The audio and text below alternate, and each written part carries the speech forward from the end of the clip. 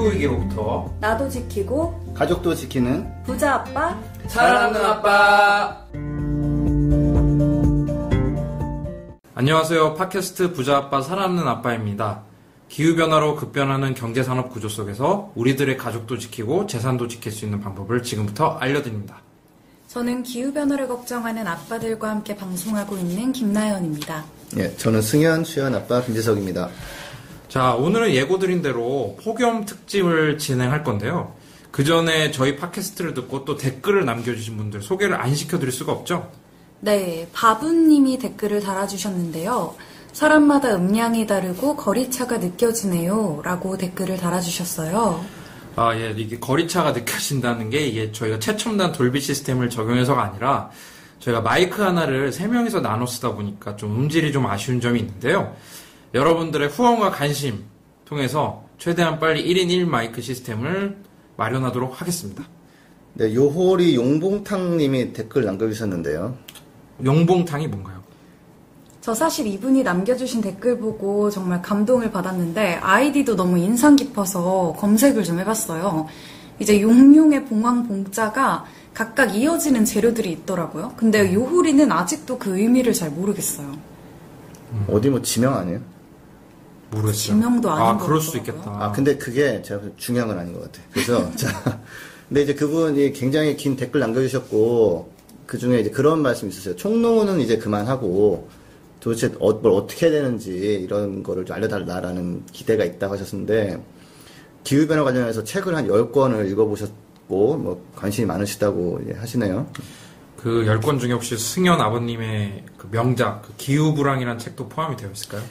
그럴 확률이 좀 적은 게, 제 책이 나오고서 2014년도에, 엄청나게 언론에 보도가 많이 됐지만, 지금도 김지석 한 칸 띄고 기후 불황 하시면은 기사나 이런 게 나오는데, 출판사 사장님 두 분이, 맞고소를 하시면서 회사를 접으시는 바람에, 예, 제 책 때문에 망한 게 아니에요. 그래서, 그렇기 때문에는 책이 절판되면은 책은 창고로 들어가고 재고는, 다시는 판매가 안 되게 됩니다. 예, 그래서, 대신에 판권은 저한테 돌아왔어요. 아, 중고시장에서 좀 가격이 나가겠네요. 그쵸, 한번 좀 오르겠네요. 조사를 한번 해보도록 하겠습니다. 다음에. 예, 레어템입니다, 레어템. 구하기 네. 쉽지 않습니다. 예. 근데 저희가 이제 해결책을 말씀드리려고 이제 이걸 팟캐스트를 하는 건데, 근데 이런 건 있어요.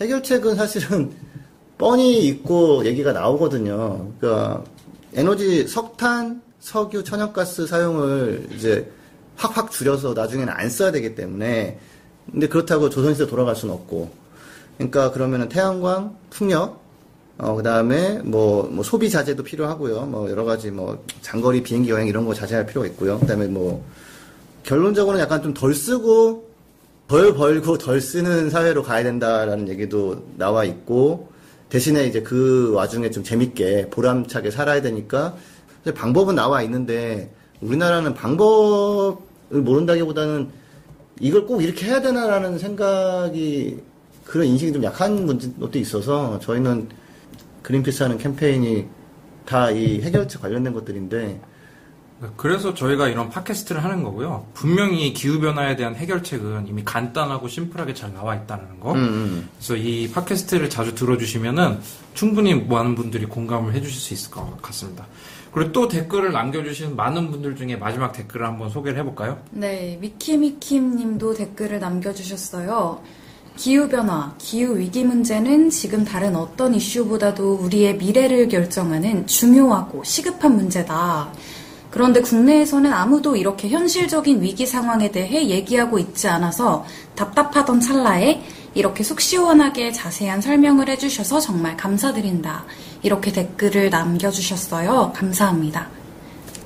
그러니까 해결책은 있는데 문제도 분명하고, 근데 이게 그 연결이 잘 안 되고 있는 게 우리나라 현실이라서 좀 답답하실 수도 있을 것 같아요. 저는 좀 답답함을 느끼거든요. 그래서 책도 쓰고 뭐 어떻게 해봤는데, 뭐 궁극적으로는 해외에서도 그렇지만 약간 뭐 대규모 시위가 한번 있어서 이게 해결이 이제 정부가 세게 나서야 되거든요. 뭐 큰 기업들도 역할을 해야 되고, 그래서 촛불 시위를 한번 다시 한번 만들어내는 게 저희 목표가 될 수도 있습니다. 그게 한번 과정이 필요할 거예요. 그러니까 기후변화에 많은 시민들의 관심이 필요하다는 점을 다시 한번 말씀드리고 싶고요. 여러분들과 이렇게 함께 만들어 나가는 부자 아빠, 사랑하는 아빠, 구독과 많은 관심 부탁드리고요. 저희가 팟캐스트를 제작하는데 큰 도움을 주시는 분들의 전하는 말씀을 듣고 본격적으로 폭염에 대해서 얘기 시작해 보도록 하겠습니다. 이 방송은 여러분의 소중한 후원으로 만들어집니다. 국제환경단체 그린피스 서울사무소에 후원해주실 분들은 1644-0961, 1644-0961에 팟캐라고 문자를 보내주세요. 네이버에서 부자아빠 살아남는 아빠를 검색하셔도 쉽게 후원에 참여하실 수 있습니다. 자, 부자아빠 살아남는 아빠 폭염 특집을 지금 시작합니다. 그런데 나연쌤, 폭염이라는 게 정확하게 뭔가요? 네, 폭염의 사전적 정의를 살펴보면요. 혹서, 불볕더위, 즉 매우 심한 더위를 뜻합니다. 영어로는 히트 웨이브라고 하죠. 그럼 사람마다 더위를 느끼는 게 다를 수가 있을 것 같은데 일반적으로 더운 거랑 이 폭염이랑 차이가 뭐죠? 우리나라 기상청에서는 낮 최고 기온이 섭씨 33도 이상이 이틀 정도 지속될 것으로 예상될 때 폭염주의보를 내리고요. 이틀 이상 지속될 것으로 예상될 때는 폭염경보를 내립니다. 우리나라도 최근 대구나 경북, 강원 일부 지역에서 폭염주의보가 종종 발효되고 있어서 해당 지역에 사시는 분들은 건강에 항상 유의하시는 게 좋을 것 같습니다. 폭염과 일반 더위의 차이는 더위는 정말 덥고 짜증난다. 폭염은 이러다가 정말 죽겠다, 못 살겠다 이런 반응이 오죠. 몸에서 못 견딜 정도가 되는 게 이제 폭염이라고 또 간단하게 생각해도 될 것 같습니다. 이제 우리가 미세먼지 확인하는 것처럼 이제 네이버에 폭염특보 같은 거 검색을 하시면 나오거든요. 저도 오늘 검색해보니까 서울, 대구, 경북, 강원도 상당히 많은 지역에 폭염주의보가 이미 내려진 상황인 것 같습니다. 자, 승현 아버님, 폭염이 발생하는 이유는 뭔가요? 여러 가지 이유가 있는데, 지형적 원인도 있고, 강원도 쪽은 팬 현상 이런 거 등등등등 있는데, 용어 사용도 보면 예전에 무더위라는 표현이 있었는데, 지금은 그냥 폭염, 폭자가 들어가면 좀 세잖아요. 그래서 예전에는 일단, 그러니까 현재 보면 전체적으로 지구가 더워져 있는 상태거든요. 지구라는 그 거대한 덩어리가 1도가 올라갔다는 건 이제 예전보다 훨씬 더 많은 열이 지금 있다는 거고, 여기에 사실은 이제 특정 지역에 오랫동안 이제 더워지는 현상이 나은 거는, 제트기류라는 게 있어요. 저기 극지방과 이제 적도지방의 온도차 때문에 생긴 이렇게 빠르게 움직이는 이제 높은 상공에 있는 그 공기 흐름이 있는데, 얘가 이제 온난화로 차이가 덜해지면서 모양이 굉장히 깔끔하고 좀 빠르게 돌아가는 원에서 막 느슨하게 막 좀 이렇게 늘어지고 막 이렇게 되는데, 그게 형태가 오랫동안 좀 안 바뀌고 한번 꺾여져 있는 제트기류가 그대로 가는 게 있어서, 그게 겨울에 오면은 2018년도 1월에 했던 엄청나게 춥고 오래 갔던 시베리아에서 내는 공기덩이 때문에 왔던 그 혹한이 오래되는 거고, 그 제트기류 모양 때문에 계속 뜨거운 공기가 딴 데 안 가고 갇혀 있으면서 계속 햇빛을 받으면은 아주 더워지게 되면서 예전에 없었던 훨씬 더 덥고 그다음에 훨씬 더 오래가는 더위가 오는 게 이제 폭염이 되는 거죠. 폭염 정의도 이렇게 며칠 이상 가고 이런 거가 있잖아요. 그래서 그러니까 예전에도 폭염이 있긴 있었는데 지구온난화가 점점 심화되면서 폭염이 어떻게 된 건가요? 그러니까 더 길고 그러니까 온도는 더 높고 더 오래 가고, 열대라는 것도 원래 없었거든요. 우리나라는 없었는데 이제 온도가 밤에 식기는 식는데 충분히 식지는 못해서 밤에 자기가 괴롭고 치고 더 강해지고 더 오래 가는 거죠. 그럼 폭염이 북미나 유럽 지역에서는 이게 기후 재앙, 자연재해 이런 걸로 좀 받아들여지는 분위기가 있는 것 같아요. 워낙 피해가 심각하다 보니까. 그런데 우리나라에서는 그 심각성을 이렇게 크게 느끼는 것 같지는 않아요. 그죠? 제가 기상청에서 기상재해 통계를 들여다봤는데요. 대설이나 호우, 태풍이나 풍랑, 강풍, 지진 등이 기상재해로 통계가 잡혀 있더라고요. 이게 아무래도 재산 피해, 그리고 이재민, 이런 걸로 기사가 많이 나오고 하는 걸 보면 이런 걸 가지고 통계를 잡아서 그런지 폭염은 빠진 것 같아요. 이게 업데이트가 안 된 건지 사실 잘 모르겠거든요. 근데 미국이나 유럽 같은 데는 폭염으로 그 사망자 또는 이제 부상자, 사상자들이 발생을 한다고 이렇게 나오는데요. 이 폭염 관련 사상자 집계를 어떻게 하는 건가요? 이거는 또 집계하는 곳마다 조금 다른데요. 예를 들어 질병관리본부, 질본에서 집계하는 숫자는 폭염 관련 질환으로 응급실에 입원했다가 사망한 사람들을 집계하는 거고요. 통계청에서는 기존에 갖고 있던 질환이 폭염으로 더 악화돼서 사망하는 사람까지 함께 집계를 한다고 합니다. 그래서 통계청 집계가 질본 집계보다 약 6배 정도 많다고 해요. 제가 페이스북을 좀 많이 하다 보니까, 근데 거기 보면은 의사분들이 글 쓴 거 하나 본 게 있는데, 폭염이 굉장히 심했던 작년 여름에 정말 정신없이 바빴다. 너무 많은 사람들이 막 쓰러져서 들어와가지고, 응급처치하고 했는데, 마지막에 이런 부분이 있었어요. 자기가 근데 그거를 리포트를 해야 되는데, 그건 안 했다. 근데 아마 다들 바쁘고 막 이래서 이렇게 할 것이다. 그래서 통계 나오는 것보다는 훨씬 더 많은 사람들이 피해를 보고 있을 텐데, 통계로서는 잡히지 않을 거다라고 자기가 쓴 게 있더라고요. 네. 폭염으로 발생하는 질환들이 뭐가 있는지 찾아봤거든요. 온열 질환이라고. 우리한테 익숙한 질병들이 많아요. 예를 들어 땀띠. 땀띠가 이제 심해지면 이제 이게 화상이나 습진으로 된다고 하죠. 이것도 폭염으로 발생할 수 있는 질병이고요. 그 다음에 신체 화상. 이게 우리가 더운데 정신없이 놀다 보면은 나도 모르게 몸이 다 타 있고 3분의 2 이상 화상을 입으면 또 생명 위험해지는 거죠. 그 땀을 많이 흘렸는데 이제 수분이나 염분이 부족해가지고 이제 경련이 발생할 수 있는 거. 이건 열경련이라고 하고. 근데 온도가 습도가 너무 높은 환경에서 몸이 열을 발산 제대로 못하는 거. 예를 들어서 정말 진짜 사우나 같은 환경에 있는데 막 땀이 안 나고 하면 이게 열사병. 이게 정말 위험한 게 정신 착란 증세를 보일 수 있어요. 그래서 약간 헛소리 하는 사람한테 너 더위 먹었냐? 이런 얘기만 하잖아요. 더위를 먹으면 이렇게 착란 증세 올 수가 있고, 우렬증, 두통과 구토 증세를 할 수 있는. 저희가 부자 아빠 살아남는 아빠 방송 폭염 특집을 끝까지 들어주시면 뒷부분에 폭염에 대처하는 방법을 좀 더 상세히 알려드리겠습니다. 그리고 지금 이미 그 폭염 때문에 비상에 걸린 국가가 많다고 하죠? 네, 맞아요. 한국은 기상청이 지난 5월에 예보하기로는 지난해 최악의 폭염을 가져왔던 티벳 고기압이 덜 발달돼서 올해 폭염은 지난해보다 덜할 거라고 예측을 했는데요. 저는 워낙 더위를 많이 타서 이 예보가 맞기를 바랄 뿐이고요. 근데 사실 멀리 볼 것도 없어요. 일본 이웃나라죠. 일본에서만 해도 지난해 폭염 피해가 어마어마했거든요. 폭염으로 무려 100명이 넘게 사망했고, 폭염으로 발생한 부상자, 그러니까 환자죠. 이 환자들도 약 8만 명 정도가 발생한 걸로 보거든요. 지금 이미 폭염으로 여러 비상사태가 발생하고 있다고 들었어요. 수연 아버님께서 좀 소개해 주시겠어요?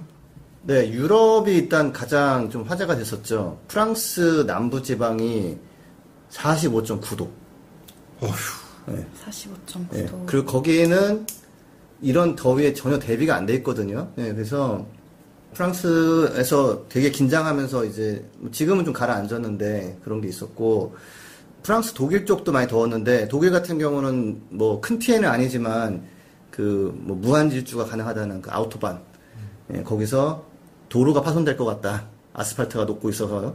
그래서 시속 120km로 천천히 다니세요라는 그런 걸 했었고. 근데 이제 120이 천천인가요?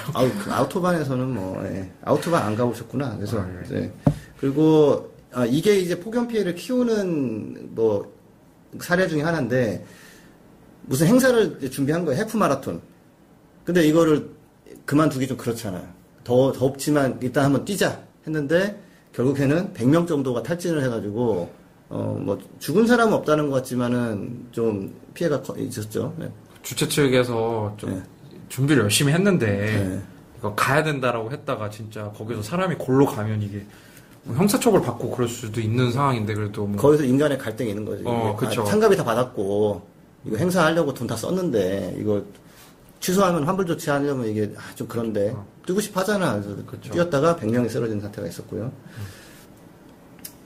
하나 또 좀 흥미롭고 약간 무서운 게 있는 게, 이게 보통은 그러니까 온도 기록이 갱신됐어요. 폭염 때문에 프랑스 유럽 쪽에서. 근데 보통은 사상 최고 온도 그러면 그전 거 대비 한 0.1도, 0.2도 차이 이런 거예요. 올림픽에서도 왜 사상 기록 갱신 그러면은 0.04초 단축하고 이런 거잖아요. 근데 요번에는 얼마나 차이가 났냐면 1.8도. 1.8도요? 예. 예전에 있던 기록이 2003년도에 있던 폭염 대비 기록인데 2003년도에 8월에 있었던 온도 기록이 6월에 1.8도 차이로 갱신된 거예요. 1.8도가 우리는 에어컨, 리모컨이 이게 온도감을 다 떨어뜨리는 것 같은데 우리 그냥 쭉쭉쭉쭉 막 내려오르잖아요. 물론 이제 그린피스 서울사무소는 항상 높은 온도를 유지하고 있지만 빙하기, 소빙하기 같은 거 있잖아요. 우리 옛날에 그 조선시대를 배경으로 한 좀비물 같은 거 약간 보면은 그 경신대기근이라고 사람들 다 죽어나갈 때 그게 온도가 0.5도 떨어져서 그렇게 된 거래요. 그러니까 이게 1.8도면은 와 진짜 어마어마하게 뛴 거죠. 그 어떤 조치가 있었냐면 프랑스에서 그래서 학교 4,000개가 휴교를 했습니다. 이 날씨에 애들 학교 갔다가는 무슨 일이 생길지 모른다. 네, 휴교 조치를 4,000개 정도 했고요. 76개 정부 기관이 이제 비상 약간 진돗개 1호 이런 식으로 아무튼 오렌지 코드라 해가지고 레드는 아니고 약간 비상 대기 상태로 해서 그런 긴장감 있는 폭염이 한 차례 지나갔는데 이게 아직 6월에 지나간 거잖아요. 이제 7월, 8월이 남았으니까 이제 어떻게 되나 좀 봐야겠죠.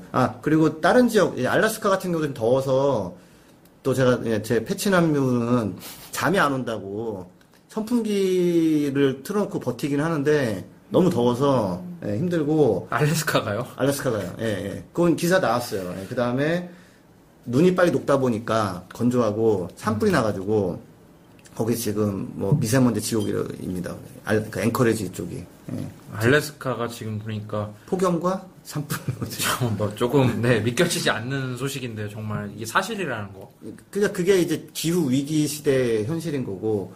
그다음에 또 마지막으로는 바닷물도 뜨거워지거든요. 지금 온난화 때문에 폭염이 있을 때 더 더워지고 그래요. 그래서 캘리포니아 같은 경우는 지금 그냥 바다 속에 살고 있던 홍합들이 이게 반쯤 데쳐져서 죽어버리는 바람에 지금 근데 그렇게 되면 이제 홍합을 먹고 사는 생물들도 다 먹을 게 없는 거예요. 그렇죠. 저희 나연쌤도 홍합을 먹고 사는 생물 중 하나시잖아요. 그렇죠. 우리 모두 홍합을 조금씩 먹잖아요. 홍합탕. 요즘 다 서비스로 안 나오는 이유가 있었군요. 그렇죠. 네. 그래서 하여튼 그런 일이 최근에 6월 말 정도에 여러 군데 있었습니다. 아참 가장 심각한 거는 인도에서 폭염이 심해가지고 사람들 많이 죽고 마을을 아예 비우고 딴 마을로 가는 경우도 일단은 딴 데로 가는 거예요. 거기 있으면 이제 죽으니까. 기후 난민처럼. 그렇죠. 예.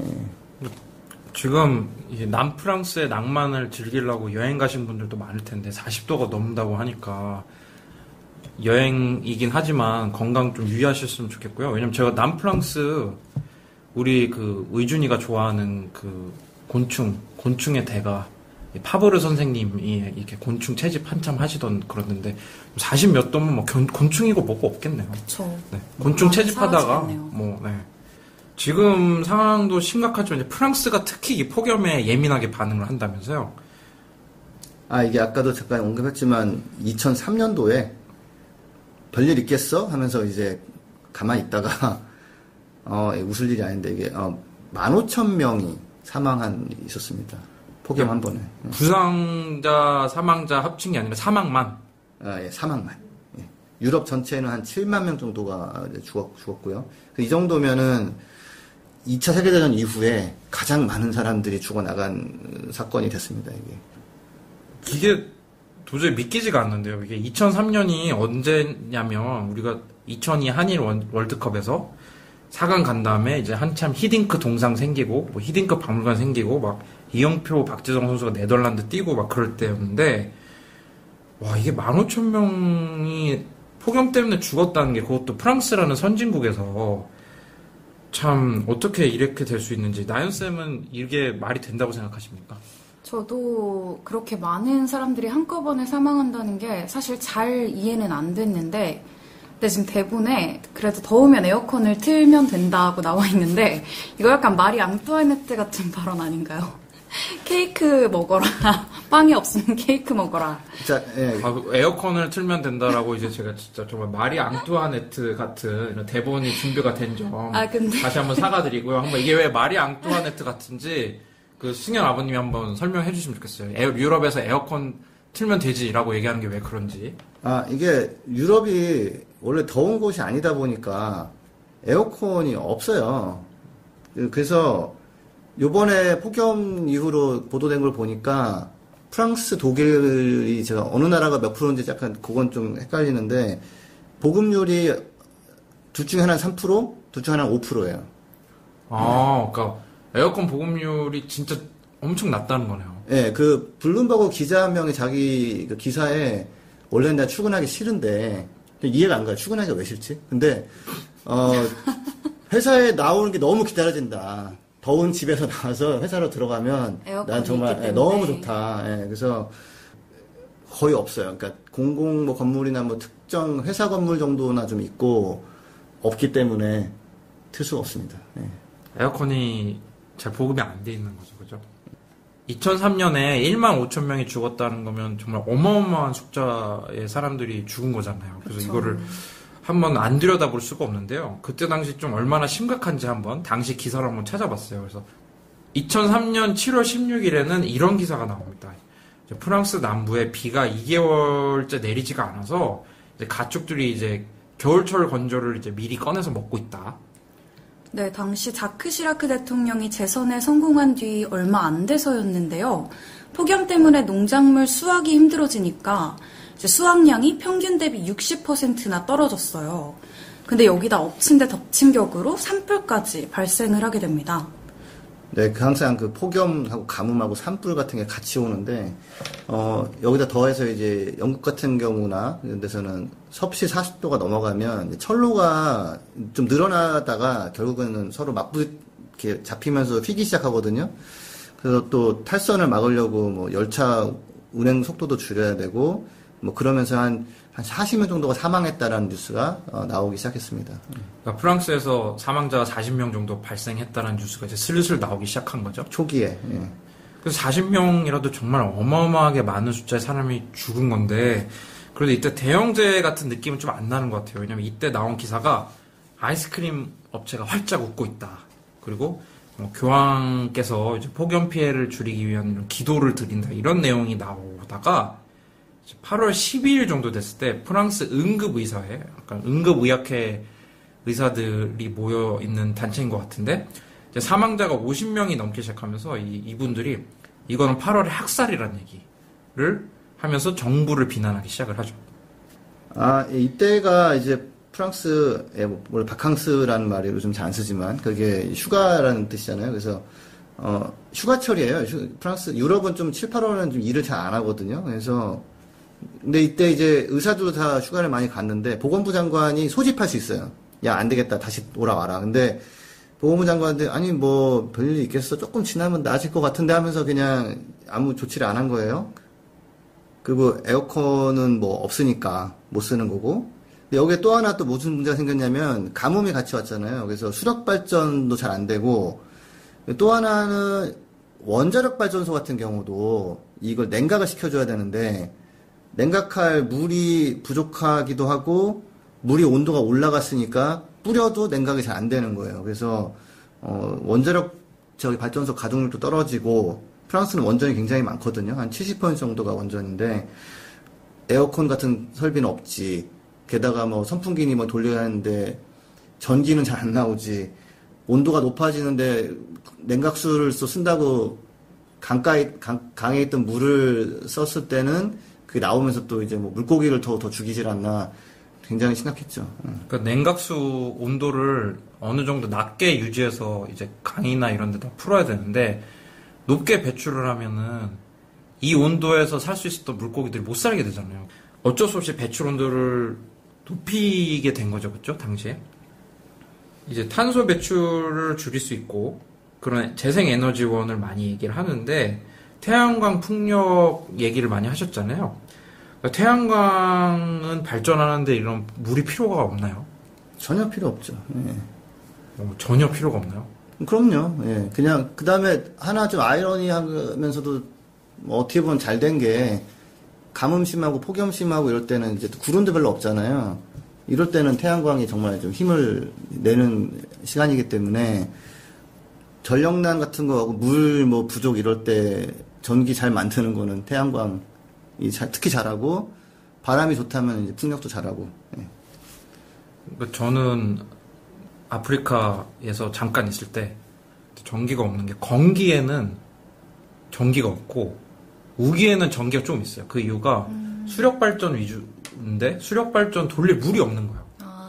그러니까 이것도 이제 폭염이 오게 되면 물이 줄게 되고 그러면은 뭐 원자력 발전소를 시킬 수 있는 물도 부족하게 되고 수력도 당연히 부족하겠죠. 그래서 전력 부족 사태가 오는 거고 수연 아버님께서 말씀하신 것처럼 태양광은 물이 전혀 들지 않는다. 전혀는 아니겠죠. 이제 태양광을 또 지켜볼 때 약간 이제 수연 아버님이 또 물도 좀 드셔야 되고 좀 덥기도 하니까. 0은 아니지만 안 보면 될 거 아니야. 안 보면. 더울 때 나가 계시지 마시고요. 그리고 또 근데 이럴 때 약간 이제 저희가 팟캐스트 앞에서 얘기한 것처럼 이런 분위기 파악을 못하는 기사가 좀 나오기 시작한다면서요. 맞아요. 이제 폭염으로 프랑스 와인 맛이 좋아졌다. 이런 기사가 나왔는데 왠지 앞에서 얘기했던 이제 기후 위기, 저희가 얘기하기를 지구 열폭 때문에 망고가 많이 나오고 또 값이 저렴해져서 너무 좋아요. 좋은 거 아니에요? 이런 얘기랑 좀 궤가 같다고 보면 되죠. 나 아까 응급의사회에서 50명 정도 이제 사망하고 학살이라는 표현을 썼는데 의사들보다 더 사망자 숫자에 좀 더 권위 있는 단체가 나오기 시작합니다. 바로 장의사분들. 프랑스 최대 장의업체 중 하나인 이 PFG, 그 프랑스어를 읽으면 PFG인데요. 제 프랑스어가 좀 약합니다. 그래서 사망수가 전년 대비 900명이 더 늘었다.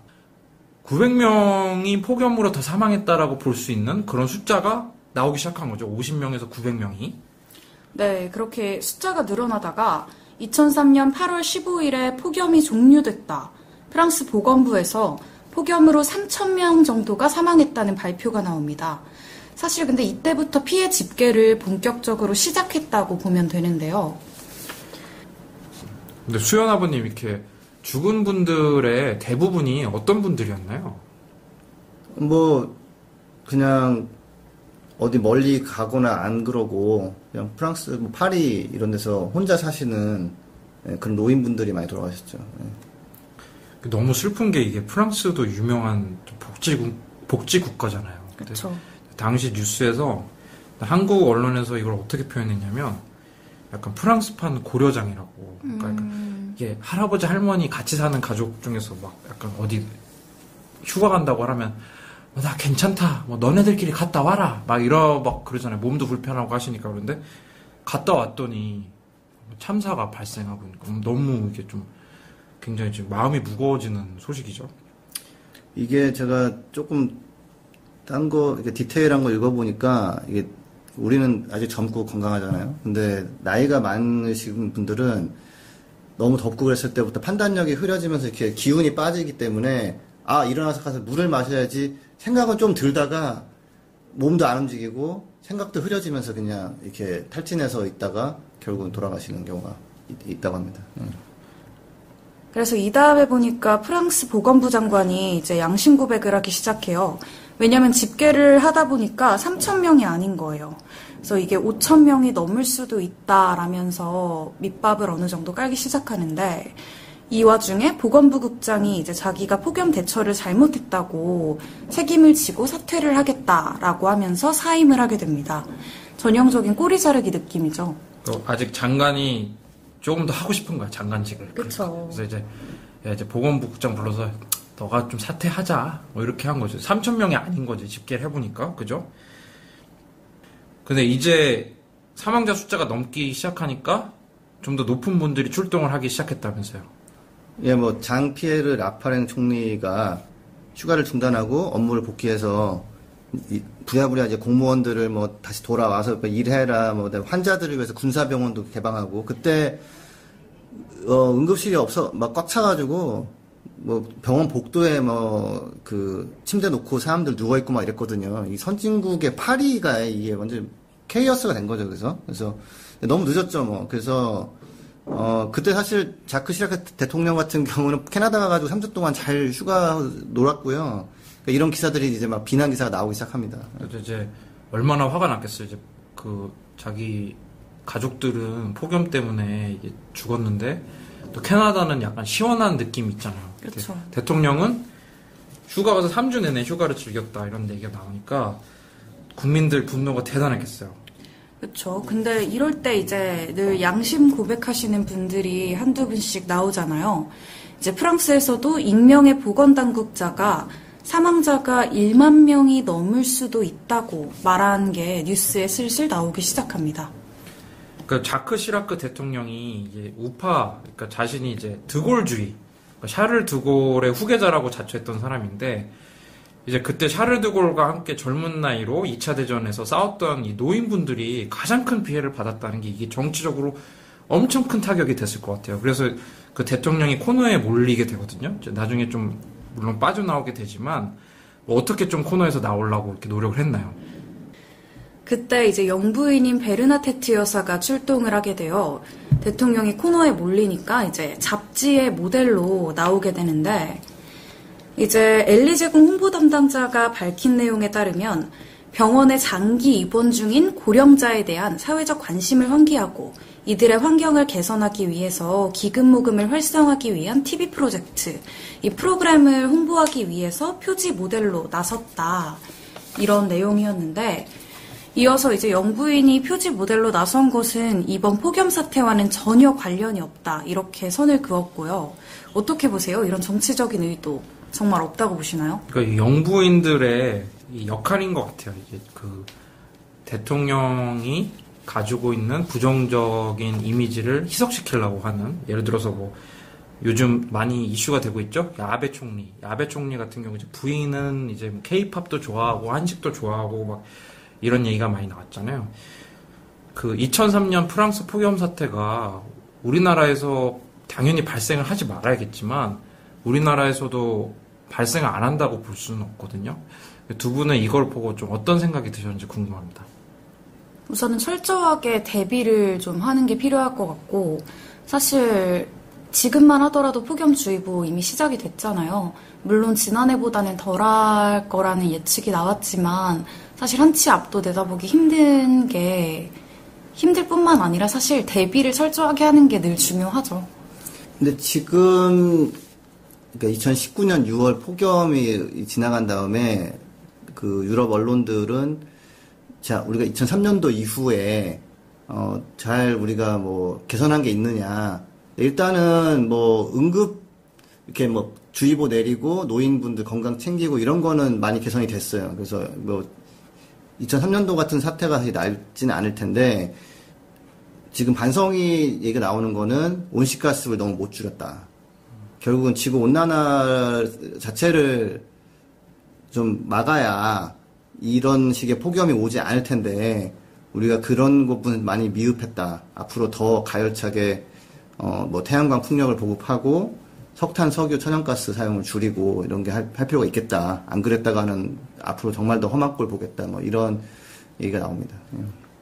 그러니까 유럽에서 이런 폭염 사태를 대처하기 위한 방법이 에어컨 보급률을 높이는 게 아니라 이 지구 온난화 문제를 해결을 해야 이 폭염 사태가 해결한다고 보고 있는 거군요. 예, 근데 되게 좀 딜레마가 하나 생긴 게 있어요. 그러니까 에어컨이 없으면 이런 폭염에 노약자들이 죽고 이럴 수 있거든요. 이미 뭐 온도가 계속 올라가기 때문에. 그래서 되게 딜레마가, 유럽도 어쩔 수 없이 이제 에어컨을 좀 보급해야 될 것 같다. 근데 그러면 전기를 더 쓰잖아요. 근데 그걸 전기를 석탄 발전소 같은 거 돌려버리면은 온실가스가 나와가지고 폭염은 더 심해지거든요. 결국은 그런 딜레마를 해결하기 위해서 이제 태양광 풍력 같은 에너지원을 보급하고, 이제 그걸로 정 필요하면 그때 이제 에어컨을 좀 쓰는 식으로 갈 텐데, 이 에어컨이 필요해지고 없으면은 사람이 죽으니까. 근데 그걸 쓰자니 전기를 쓰는 그 딜레마를 해소하는 게 굉장히 좀 큰 과제가 됐죠. 더더욱 재생에너지로 박차를 가할 수밖에 없는 환경이 됐겠네요. 자, 오늘 폭염 특집을 한번 해봤는데요. 앞에서 예고한 것처럼 폭염으로부터 우리 가족을 지키는 방법 같이 한번 검토해 보도록 하겠습니다. 우선 첫 번째로 할 수 있는 게 뭐가 있을까요?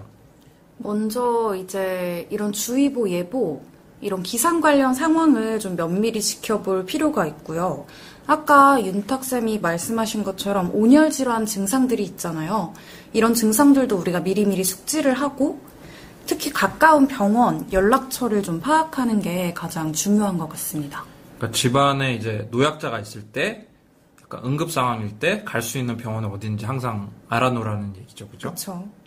우선은 지금 많은 분들이 그 미세먼지를 아침에 확인하는 게 습관화된 것처럼 네이버에서 폭염 특보를 한 번씩 검색을 해보시는 게 좋을 것 같아요.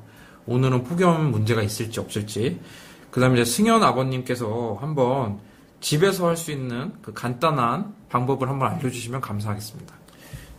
근데 이게 사실은 사람마다 굉장히 다른 게, 사실 저희가 에너지 사용 같은 거 절제해도 아주 덥지는 않은 게 유지되는 사무실에서 일을 하잖아요. 낮 시간에. 제일 더울 때. 그래서 사실 사무실에서 일하시는 분들은 그냥 크게 걱정할 부분이 없긴 하고요. 가장 문제가 이제 야외에서 일하시는 분들 어쩔 수 없이 힘든 일 하시는 분들이 이제 그 제도는 있어요. 너무 더우면 노동을 중단하는, 뭐 군대도 그렇고 뭐 전경들도 그럴 때고. 근데 잘 안 지켜줄 수 있기 때문에 몸에서 너무 무리고 폭염주의보 떴고 그러면은 하여튼 작업 시간을 조정하시거나 얘기를 하셔야 돼요. 지금 시간에 일하다 잘못하면 죽는다. 아니면 몸이 많이 상할 수 있다. 그래서 사실은 너무 더울 때는 그 시간을 그런 힘든 일을 하지 않는 게 중요하고요. 근데 윗사람이 네. 이거 우리가 얼마나 준비한 줄 아냐. 빨리 공기 맞춰야 된다. 나 지금 승진심사 꼭 필요하다. 네. 이렇게 얘기하면 어떡합니까, 이거 지금. 그러니까 그거는 뭐 너무 비장한가? 저항을 해야 돼요. 잘못하면 사람 죽어요. 그 ILO라고 이게 세계 노동기구인가요? 네, 거기서 이런 폭염 관련해서 최근에 이제 발표한 게 있었는데 온난화가 계속 심해지니까 약 8천만 명의 노동자가 이 영향을 많이 받는데 결국에는 우리가 일할 수 있는 시간이 한 2.2% 줄어들 수밖에 없다. 그래서 그걸 감안해서 일단 온난화를 막으면서 그걸 감안해서 뭐 노동을 하든지 뭐 해야 되고, 근데 뭐 자기들의 뭐 공기를 맞추겠다고 억지로 시키는 사람들한테 목소리를 내고, 그 다음에 그거에 대해서 이렇게 저항을 정치인들이나 책임 있는 사람들이 확실하게 그러게 될 수 있도록 해줘야죠. 사람 죽어요. 그거는 안 되는 거예요. 그래서 그 프랑스 이번에 보건부 장관도 무슨 얘기를 했냐면 제발 좀 그 폭염 무시하고 뭐 조깅하고 그런 것 좀 하지 말라고. 그런 것 때문에 사태가 심각해진다. 그래서 이렇게 변한 기후에서는 하던 일을 그대로 하려고 하면 안 된다. 아까 하이프 마라톤 뛰다가 100명 쓰러지고 이런 거 있잖아요. 그 얼마나 많은 응급요원들이 더운데 가가지고 막 했겠어요. 그래서 제가 하나 요약하자면은 평소에 하던 대로 하지 마시라. 평소에 나가던 때 나가지 마시고 피하시라는 거죠, 일단은. 예. 부장님, 오늘 폭염특보가 내려졌습니다. 오늘 나가서 활동했다가 사망자가 발생할 수 있습니다. 이렇게 참 얘기를 하면 좋겠지만 잘 한번 이제 지혜롭게 얘기하는 방법을 한번 고민해 보시면 좋겠고요. 당연히 왜냐면 목숨보다 소중한 건 없죠. 그 다음에 저는 이 얘기 드리고 싶은 게 그 열사병이 정말 무서운 병이거든요. 체온이 안 떨어진다거나 약간 헛소리를 하신다거나 더위 때문에 그러면은 정말 지체하지 마시고 응급실로 가시는 게 좋을 것 같아요.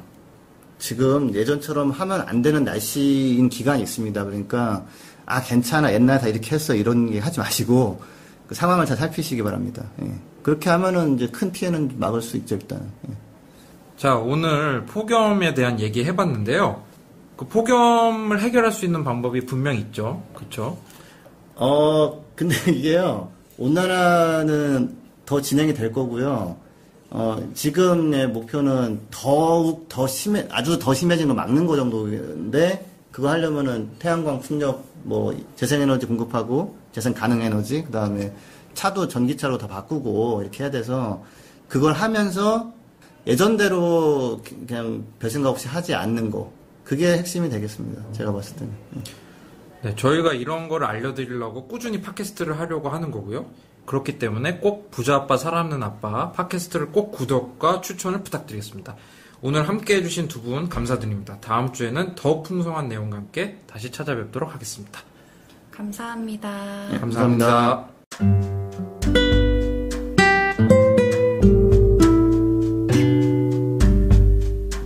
부자 아빠 살아남는 아빠는 애플 팟캐스트, 구글 팟캐스트, 팟빵, 파티, 앵커, 스포티파이 등을 통해서 들으실 수 있습니다. 방송에 대한 의견이나 참여를 원하시는 분들은 gkr@greenpeace.org로 메일을 보내주시면 저희가 정기적으로 확인하도록 하겠습니다. 부자 아빠 살아남는 아빠